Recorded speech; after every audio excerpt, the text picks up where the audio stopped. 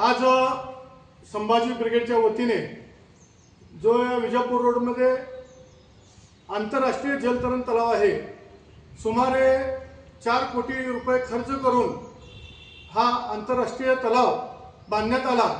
पण गेल्या 5 वर्षापासून विविध कारणामुळे या तलावाला गळती लागल्यामुळे हा तलाव 5 वर्षापासून बंद आहे।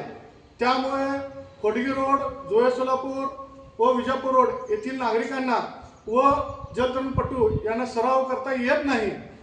जर 3.5-4 कोटी जनतेच्या कररूपी पैशाने हे जे तलाव बांधला आहे त्याची निगा राखण्याचं काम सुद्धा सरकारचं आहे, पण असं होताना दिसत नाही। त्यामुळे जनतेचा पैसा या ठिकाणी पाण्यासारखा वाहून गेलेला आहे।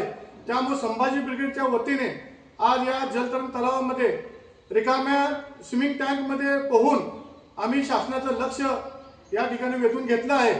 जर आगामी काळामध्ये हा आंतरराष्ट्रीय जलतरण तलाव तात्काळ दुरुस्ती नाही केलंच तर अधिकाऱ्यांना तोंडाला काळ फासण्याचं आंदोलन या संभाजी ब्रिगेडच्या वतीने करण्यात येईल असा इशारा आम्ही देत आहोत।